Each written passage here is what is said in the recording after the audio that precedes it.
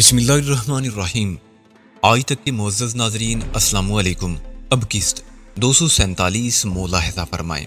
کبھی فرصت ملی تو میں تمہیں یہ مزہ چکھنے کا پورا موقع فراہم کروں گا۔ وہ تیز نظر سے مجھے گھورتے ہوئے بولا۔ میں نے مضحکہ خیز انداز میں کہا، ابھی کیا تم بٹیرا لڑا رہے ہو جو تمہیں فرصت نہیں؟ اس نے خونخوار نظر سے مجھے دیکھا اور زبان سے کچھ بولنے کی بجائے اپنی بائیں ٹانگ کو حرکت دی۔ وہ لیفٹ راؤنڈ ہاؤس میرے کندھے پر آزمانے کے موڈ میں تھا، مگر میں اس کے کولے کی جنبش کو تاڑ چکا تھا۔ میں نے بجلی کی سی تیزی سے رائٹ کک اس کے چہرے پر جما دی۔ اسی کے ساتھ ہی میں نے رائٹ ہینڈ سے اس کی راؤنڈ ہاؤس کک بھی بلاک کر دی۔ بلاکنگ اور کاؤنٹر اٹیک میں ایک ریدم کا خیال رکھا گیا تھا، چنانچہ میں نہ صرف تارا کی کک سے بچ گیا بلکہ اس کے چہرے پر چوٹ لگانے میں بھی کامیاب رہا۔ تارا ڈگمگایا لیکن دوسرے ہی لمحے وہ سنبھل کر تابڑ توڑ حملے کرنے لگا۔ وہ ایک گرم مزاج شخص تھا، اس میں تحمل کی خاصی کمی پائی جاتی تھی۔ میں نے تارا کی اس کمزوری سے بھرپور فائدہ اٹھایا اور اسے غصہ دلانے والی حرکات اپنا کر اس کے فن اور طاقت کا جلوس نکال دیا۔ تارا کسی زخمی درندے کی طرح مجھ پر جپٹا، وہ اس کا حق بھی رکھتا تھا۔ وہ اپنی ذات میں ایک درندے کی صفات رکھتا تھا اور تھوڑی دیر پہلے میری کیک نے اسے زخمی بھی کر دیا تھا۔ تارا نے میرے چہرے پر ہک پنچ آزمانے کی کوشش کی۔ وہ واضح طور پر میری ٹھوڑی کو نشانہ بنانا چاہتا تھا۔ میں نے فضا میں اچھل کر اس کے پنچ کو اپنے ہاتھوں کی ایگل گرپ میں لیا اور دایاں گھٹنا اس کی ٹھوڑی پر رسید کر دیا۔ یہ ایک جواب غزل تھا۔ تارا نے میری ٹھوڑی کو مجروح کرنا چاہا تھا، میں نے جواباً اس کی ٹھوڑی کو مبارکباد پیش کر دی تھی۔ تارا کی زبان دانتوں تلے دب کر کٹ گئی اور خون نے اس کے دہانے کو سرخ کر دیا۔ اس وقت وہ ایک مردار خور گدھ دکھائی دے رہا تھا۔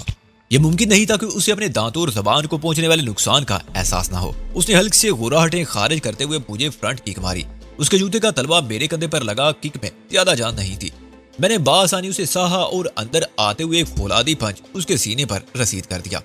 تارا نے مکہ کھاتے ہی میری کلائی کو اپنے دونوں ہاتھوں میں جکڑ کر ایک مروڑا دیا اور میرے چہرے کو کسی حد تک زمین کی جانب جھکانے میں کامیاب ہو گیا۔ اس کا اگلا ارادہ میں فوراً پامپ کیا۔ وہ میرے چہرے پر ایک بھرپور ٹھوکر اپنے پاؤں سے لگانا چاہتا تھا۔ میں نے اچانک جسم کو ڈھیلا چھوڑتے ہوئے خود کو کسی بے جان شے کی مانند زمین پر گرا دیا۔ رد عمل کے طور پر تارا اپنا توازن کھو بیٹھا۔ اگر اس موقع پر وہ میرا ہاتھ چھوڑ دیتا تو اپنا توازن برقرار رکھ سکتا تھا، لیکن اس نے تو میری کلائی اس طرح اپنے ہاتھوں میں دبوچ رکھی تھی جیسے کوئی بھوکا کتا ہڈی کو اپنے جبڑے میں دباتا ہے۔ تارا لہرا کر مجھ پر آیا، مگر میں اسی لمحے گھوم کر 3 فٹ آگے نکل گیا۔ میری گراؤنڈ رولنگ سے تارا کے ہاتھوں کو ایک شدید جھٹکا لگا۔ وہ اس کی انتہائی غیر متوازن تھا، چنانچہ میری کلائی پر سے اس کی گرفت ختم ہو گئی۔ میں اٹھ کر کھڑا ہوا تو تارا بھی پش اپ لگا کر اپنے قدموں پر کھڑا ہو چکا تھا۔ میں اپنے دائیں پاؤں کو اس طرح حرکت دی جیسے میں اس کے قدموں یا پنڈلی کو ٹھوکر مارنے کا ارادہ رکھتا ہوں۔ یہ ایک طرح کی بلف کک تھی۔ میں نے تارا کو ایک خوبصورت جھانسا دیا تھا۔ میرا پاؤں اپنے جسم کے انتہائی زیریں حصے کی جانب دیکھ کر وہ اپنے چہرے اور جسم کے بالائی حصے کی دفاع کی طرف سے غافل ہو گیا تھا اور اس کے دونوں ہاتھ بے اختیار پیرووں میں گر گئے تھے۔ اسی لمحے میری right front to side kick نے اس کے چہرے پر ایک طوفانی ضرب لگائی۔ اس کے قدموں کی جانب بڑھا ہوا میرا دایاں پاؤں ایک جھرک کے ساتھ اوپر اٹھا تھا اور پاؤں کا بلیڈ سیدھا تارا کی ناک پر جا لگا۔ تارا کی دانتوں اور زبان سے تو پہلے ہی خون جاری تھا، اس نئی استاد نے اس کی ناک سے خون کا فوارہ جاری کر دیا۔ اب وہ اپنے ناک منہ کا نہیں رہا تھا۔ وہ ڈگمگاتے قدموں سے پیچھے ہٹا تو میں نے ایک طویل سٹیپ لے کر رائٹ سائیڈ کک اس کی کمر پر رسید کر دی۔ تارا توپ سے نکلے ہوئے گولے کی مانند فضا میں پرواز کرتے ہوئے چوبی میز پر جا گرا۔ مذکورہ میز اس کے وزنی جثے کی آمد اور ٹکراؤ کو برداشت نہ کر سکی اور ایک احتجاج امیز آواز پیدا کر کے چاروں پاؤں سے زمین بوس ہو گئی۔ اب وہ میز ایک تختے کی صورت اختیار کر چکی تھی جس کے مجروح پاؤں اس کے ارد گرد پڑے ہوئے تھے۔ میز کے چوبی تختے پر تارا بے سو حرکت پڑا نظر آ رہا تھا۔ شاید اس کی ریڑھ کی ہڈی پر کوئی شدید چوٹ آئی تھی، اس نے وقتی طور پر اسے اسٹیل کر دیا تھا۔ میں نے طاہرانہ نگاہ سے کمرے کی صورتحال کا جائزہ لیا۔ وہاں خاصی اٹھا پٹک ہو چکی تھی۔ ایک گولی بھی فائر کی گئی تھی، مگر مجھے حیرت اس بات پر تھی کہ ابھی تک ہوٹل کے عملے میں سے کسی نے مداخلت نہیں کی تھی۔ یہ تو ممکن نہیں تھا کہ ہوٹل والوں کو اس کمرے میں ہونے والی کارروائی کی کوئی خبر نہ پہنچی ہو۔ ہاں، یہ ممکن تھا کہ وہ دانستہ چشم پوشی سے کام لے رہے ہوں اور کسی مصلحت کے تحت خاموش ہو گئے ہوں۔ میر بخش نے مجھے بتایا کہ یامی شاہ وہاں کا معروف گنڈا ہے اور وڈیرا اکبر سومرو سے بھی اس کے گہرے روابط تھے۔ تارا چونکہ وڈیرے کا مہمان تھا، اس لیے اس کی اہمیت یامی شاہ سے کہیں زیادہ ہو گئی تھی۔ یہ وجہ ہو سکتی تھی کہ تارا اینڈ کمپنی کے معاملے میں ہوٹل والوں نے مکمل چپ سادھ لی ہو۔ تارا کے ساتھ آنے والے تینوں گنڈوں کو میں نے کاسک سوڈا سے دھو کر کمرے کے فرش پر ڈال دیا تھا اور وہ آڑے ترچھے اوندے سیدھے بڑے اپنے زخموں کی سونگائی کر رہے تھے۔ یامی شاہ پہلے بھی میرے ہاتھوں اپنی بے عزتی کروا چکا تھا اور اب ایک دیوار کے ساتھ بے ہوش پڑا تھا۔ باریک مونچھوں والے موٹے تازے موسا کو میرے ایک ہی ہیمر پنچ دے لمبا لٹا دیا تھا۔ البتہ عبداللہ زخمی حالت میں ایک طرف پڑا دھیرے دھیرے کرا رہا تھا۔ اس ٹیم کا سرگنا یعنی تارا چاروں خانے چیت پڑا تھا۔ میر بخش نے نئیف آواز میں مجھ سے کہا، وجدان صاحی، یہ اچھا موقع ہے، ہمیں یہاں سے نکل جانا چاہیے۔ اسے ایک ہاتھ سے اپنے زخمی کندھے کو تھام رکھا تھا تارا نے تھوڑی دیر پہلے اسے اچھی خاصی مار چڑھائی تھی. اگر اس کا بازو زخمی نہ ہوتا تو ممکن ہے وہ بھی تارا کو 2-4 کرارے ہاتھ چڑھ دیتا. میں نے اس کی حالت کے پیش نظر کہا, پہلے میں تمہارے بازو کو دیکھ لوں. میرے بازو کو کچھ نہیں ہوا. میر بخش دانتوں پر دانت جماتے ہوئے بولا, میں بالکل ٹھیک ہوں. آپ جلد از جلد یہاں سے نکلنے کی کوشش کریں ورنہ یہ شیطان ہمیں جانے نہیں دیں گے. اگر یہ ہوش و آواز میں آ گئے تو ہمارے فرار کی ہر راہ مسدود کر دی جائے گی. اس کی آواز میں نکات اور درد کی آمیزش تھی. ساحل نے ہمدردانہ لہجے میں کہا, میر بخش ہم یہاں سے بہت جلد روانہ ہو جائیں گے مگر پہلے تمہارے بازو کا کچھ بندوبست کر لیں. اگر زیادہ خون بہہ گیا تو تمہارے اور ہمارے لیے بہت مشکل ہو جائے گی. میں نے آگے بڑھ کر اس کے زخمی بازو کو قمیض میں سے باہر نکال دیا. قمیض کی آستین میر بخش کے لو میں تر بتر ہو چکی تھی. میں نے بغور کندھے کے زخمی حصے کا معائنہ کیا اور ایک اطمینان بری سانس میرے سینے سے خارج ہو گئی. 3.8 کی گولی بازو کی جلد کو چھیلتی ہوئی نکل گئی تھی. تام تشویش کی کوئی بات نہ تھی. اگر اس کے بازو پر کوئی پٹی وغیرہ باندھ دی جاتی تو خون کا رساؤ رک سکتا تھا. ساحل نے میکانکی انداز میں حرکت کی اور اپنا سکارف سفری بیگ میں سے نکال کر میری جانب بڑھا دیا. اسے شاید میرے ذہن کو پڑھ لیا تھا یا یہ صورتحال کا نتیجہ تھا جس سے ہم اس وقت 2-4 تھے. کہتے مصیبت کے دوران میں انسان کی سوچنے سمجھنے کی صلاحیتیں کئی گنا بڑھ جاتی ہیں بلکہ جسمانی طور پر وہ ناقابل یقین کارنامے بھی انجام دے لیتا ہے. لیکن یہ سب کچھ اسی طور ممکن ہے جب انسان ان مشکل لمحات میں اپنی آواز کو قابو میں رکھے. ورنہ عام طور پر دیکھنے میں یہی آتا ہے کہ کوئی افتاد پڑتے ہی انسان سب سے پہلے اپنے ہوش و آواز کھو دیتا ہے اور وہ اپنی عام صلاحیتوں کو بھی بروے کار نہیں لا سکتا. میں نے ساحل کے ہاتھ سے اسکارف لے کر بیر بخش کے بازو پر ایک پٹی کی صورت باندھ دیا. اس عمل سے پہلے میں نے اس کا بازو آستین کے اندر سے گزار دیا تھا. میں نے اسکارف لپیٹتے ہوئے اس بات کا خیال رکھا تھا کہ خون آلود آستین اچھی طرح چھپ جائے. اسی دوران میں بیر بخش ہلکی کراؤں کے ذریعے اپنی تکلیف کا اظہار کرتا رہا تھا. میں نے اس کی مرم پٹی کے بعد ساحل سے کہا, تم فوراً وہ بیگ اٹھا کر بیر بخش کے ساتھ باہر نکلو, میں بھی آتا ہوں. تم کیا کرنے کا ارادہ رکھتے ہو؟ وہ پریشان نظر سے مجھے بولی. میری ارادے نیک ہیں. یہ کہتے ہوئے میں بے ہوش موسیٰ کی جانب بڑھ گیا. بیر بخش نے کہا, وجدان سائیں آپ کو جو کرنا ہے جلدی جلدی کر لیں, ہم آپ کا انتظار کریں گے. جہاں سے ہم تینوں ایک ساتھ ہی نکلیں گے. میں کسی جیرا و بحث میں پڑھنے کی بجائے بے ہوش موسیٰ کے پاس آ گیا. میں جانتا تھا ساحل اور بیر بخش میرے بغیر وہاں سے ہلیں گے بھی نہیں. پھر کسی قسم کی تکرار میں وقت ضائع کرنے کی کیا ضرورت تھی. باریک مونچھ اور میانے قد کا مالک موٹا تازہ موسیٰ ابھی تک بے حس و حرکت پڑا تھا. میرے امر پنچ نے شاید اس کے دماغ کے کچھ کم کمیں گل کر دیے تھے. میں بڑی صورت سے اس کی جیبیں ٹٹولنے لگا. تارا نے کچھ دیر پہلے بتایا کہ ایمبولینس نما گاڑی کو موسیٰ ہی چلا کر وہاں آیا تھا. تاہم اسی دوران میں اس نے کنگ سائز نکلی مونچھیں لگا رکھی تھی. مجھے 99% امید تھی کہ گاڑی کی چابی اسی کی کسی جیب میں ہوگی. ہمیں وہاں سے فرار ہونے کے لیے کسی سواری کی ضرورت تھی. ایمبولینس نما گاڑی ہمارے لیے بہترین ثابت ہو سکتی تھی. تھوڑی سی کوشش کے بعد موسیٰ کی ایک اندرونی جیب سے چابیوں کا گچھا مل گیا. رنگ میں موجود چابیوں کو دیکھ کر واضح ہو جاتا تھا کہ اسی گاڑی کی چابیاں تھیں کیونکہ میں ان چابیوں کو پہلے بھی گزشتہ روز اپنے تجربے میں لا چکا تھا.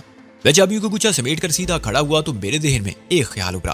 میں نے سوچا ہمیں اپنے تعاقب کی راہ مسدود کر دینا چاہیے اور اس کے لیے ضروری تھا کہ یامی شاہ کی کھلی جیب کی چابی بھی اڑا لی جائے. ایسا سوچتے ہی میں دیوار کے قریب ڈھیر یامی شاہ کے پاس چلا گیا اور اس کی جیب ٹٹول کر جیب کی چابی نکالی. یامی شاہ اور موسیٰ اگرچہ زندہ تھے تاہم اس وقت وہ گہری بے ہوشی میں تھے اور انہیں ہوش میں آنے میں کم از کم 2 گھنٹے لگ سکتے تھے. کمرے سے رخصت ہونے سے قبل میں نے وڈیرا اکبر شومرو کے دوست مہمان اور ابن شیطان تارا کی خیریت جاننا ضروری سمجھی.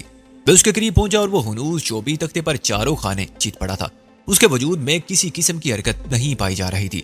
میں نے اس کے سینے پر کان لگا کر دل کی دھڑکن محسوس کرنے کی کوشش کی. اس کا دل بڑی معدوم اور دھیمی رفتار سے دھڑک رہا تھا. مجھے اس بات پر شدید حیرت تھی کہ وہ بے حس و حرکت کیوں ہو گیا تھا. میں نے اس کے سر کے آس پاس کا جائزہ لیا تو میری حیرت دور ہونے کا سامان نظر آ گیا. تارا میز کی چوبی ٹاپ پر چیت پڑا تھا اور اس کے سر کے پچھلے حصے کے نزدیک ہی تازہ خون کا ایک چھوٹا سا دائرہ بنا ہوا تھا. میں سمجھ گیا تھا کہ تختے کا کوئی کونا یا پائے کا کوئی سیرا اس کے سر کے عقبی حصے سے ٹکرا گیا تھا. اس چوٹ کے باعث تارا وقتی طور پر بے ہوش ہو گیا تھا اور ہمارے فرار کے لیے حالات سازگار تھے.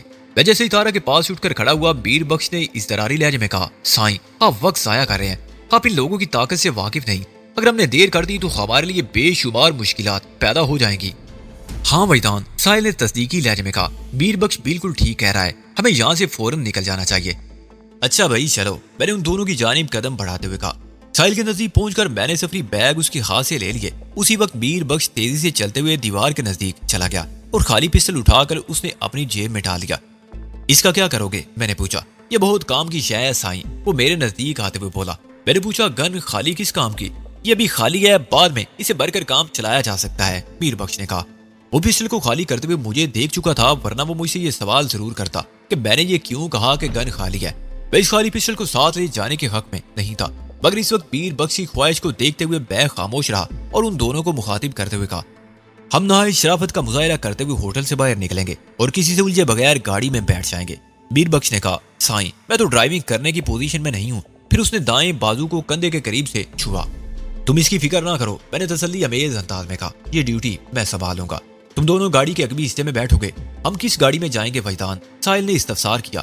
چابیاں تو تم نے دونوں گاڑیوں کی حاصل کر لی ہیں، میں نے کہا۔ ہمارے لیے ایمبولینس نما گاڑی زیادہ محفوظ رہے گی، وہ ایک بند گاڑی ہے۔ اوہ، پھر وہی منوس سیاہ گاڑی، ساحل نے برا سا منہ بناتے ہوئے کہا۔ میں نے کہا، اب وہ سیاہ کہاں رہی ہے ساحل، اسے عارضی طور پر سرخ کاغذ چسپاں کر کے سرخ بنا دیا گیا ہے، مگر ہمیں گاڑی کے رنگ اور بیک اپ کے چکر اور بحث میں نہیں پڑنا چاہیے۔ وحیدان سائی کی یہ بات بالکل ٹھیک ہے کہ کھلی جیپ کی بنسبتاً وہ بند گاڑی ہمارے لیے زیادہ مفید اور محفوظ ثابت ہوگی۔ ہم ایک حتمی فیصلے پر پہنچنے کے بعد کمرے سے باہر نکل آئے۔ میں نے احتیاطاً کمرے کو لاک کر دیا۔ مجھے معلوم تھا کہ ہوٹل کا عملہ اس لاک دروازے کو بآسانی کھول سکتا تھا، مگر مجھے اس کی ذرا بھی پرواہ نہ تھی۔ ہمارے جانے کے بعد وہاں کیا ہوگا یہ سوچنا قبل از وقت تھا۔ میں اگر چاہتا تو بے ہوش موسیٰ اور تارا کو زندگی کی قید سے رہائی دلا سکتا تھا اور نیم بے ہوش عبداللہ کو بھی مزید ضرر پہنچا سکتا تھا، مگر مجھے ان کی جان لینے کا کوئی شوق نہیں تھا۔ میں وڈیرا اکبر سومرو کے مہمان دوست یعنی تارا سے ملاقات کا صرف اس لیے مشاق تھا کہ اس کے بارے میں پیر بخش کی زبانی بہت کچھ سن لیا تھا۔ میں جاننا چاہتا تھا کہ وہ شخص کس مقصد کی خاطر لاہور کے ایک نوائی گاؤں سے میری تلاش میں سندھ کے ریگستان کی ریگ چھان رہا تھا۔ لاہور کے کسی نوائی گاؤں کے ذکر پر میرا ذہن فوراً رکھا والی اور چودھری ملک نواز علی کی طرف چلا گیا تھا۔ اسے میرے تصور میں کچھ خاکہ سا تو بن گیا، لیکن صورتحال کی وضاحت نہیں ہوتی تھی۔ مگر تارا سے ہنگامی ملاقات کے دوران میں سب کچھ واضح ہو گیا تھا۔ میں سمجھ گیا تھا کہ چودھری نواز علی مجھے کیوں اپنے پاس دیکھنا چاہتا تھا۔ وہ کروڑوں کی مالیت کے سونے کو بھول نہیں سکا تھا۔ باہر کی دنیا سے اس کے گہرے روابط تھے اور وہ پاکستان میں میری آمد سے آگاہ ہو گیا تھا۔ اس نے تارا کو میرے استقبال کے لیے عمر کوٹ بھیج دیا تھا۔ مجھے ٹریپ کرنے میں تارا کا ذاتی مفاد بھی پوشیدہ تھا۔ وہ مجھ سے اپنے بڑے بھائی کے قتل کا بھیانک انتقام لینا چاہتا تھا۔ تارا کی باتوں سے میں نے اندازہ لگا لیا کہ وڈیرا اکبر سومرو اور چودھری ملک نواز علی کے درمیان دوستانہ مراسم تھے۔ انہیں فیملی ٹریم کے کھاتے میں فٹ کیا جا سکتا تھا۔ یہ دونوں اشخاص فیوڈلز تھے، دونوں کا مزاج اور زندگی گزارنے کے طور طریقے یکساں تھے، اس لیے بھی وہ خاندانی طور پر ایک دوسرے کے بہت نزدیک آ گئے تھے۔ انہیں ایک ہی طرح کا گروپ کہا جا سکتا تھا۔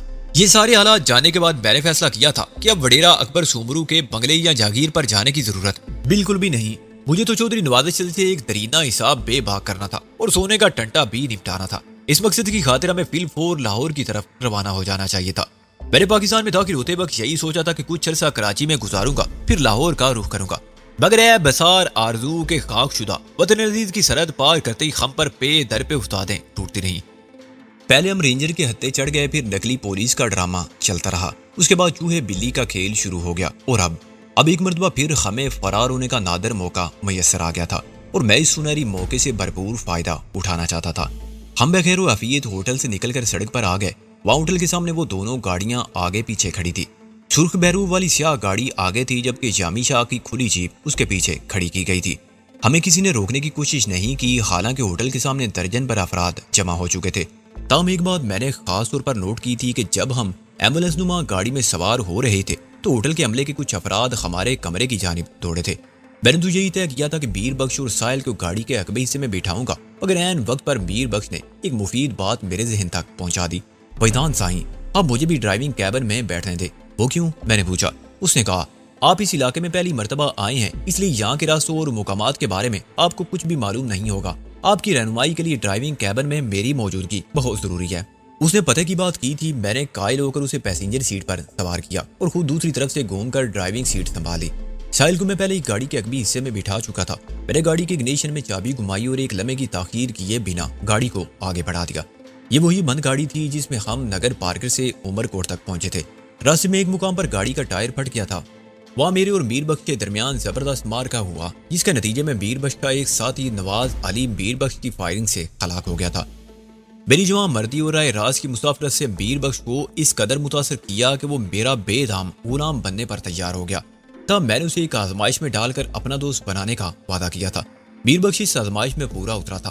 گاڑی بڑی تیز رفتاری سے سڑک پر رواں دواں تھی۔ اس وقت سپہر ڈال چکی تھی اور شام کی آمد تھی۔ زیادہ سے زیادہ 1 گھنٹے بعد رات کا اندھیرا پھیلنے لگتا تھا۔ میں نے میر بخش کو مخاطب کرتے ہوئے سوال کیا، اس وقت ہم کس طرف جا رہے ہیں؟ وہ بولا، وحیدان سائیں، इस वक्त हम उमरकोट शहर से बाहर निकलने वाले हैं और इत्तेफाक से गाड़ी मेन रोड पर जा रही है। ये रोड उमरकोट से सीधी मीरपुर खास तक चली जाती है। फिर उसने वजाहत की कि उमरकोट की तरह मीरपुर खास भी सिंध का एक जिला है, बल्कि मीरपुर खास डिवीजन हेडक्वार्टर की हैसियत रखता है। मैंने पूछा, इस सड़क के अलावा उमरकोट से कितनी सड़कें निकलती हैं और वो कौन कौन सी समत को जाती हैं? मैं अपनी मालूमात बढ़ाने की गर्ज से सवाल कर रहा था। मीर बख्श ने जवाब दी, उमरकोट शहर से 6-7 सड़कें निकलती हैं, जिनमें से अक्सर पुख्ता और 1-2 नीम पुख्ता है। एक नीम पुख्ता सड़क तो वही है जिस पर सफर करते हुए हम धर्मसाल से यहाँ पहुंचे थे।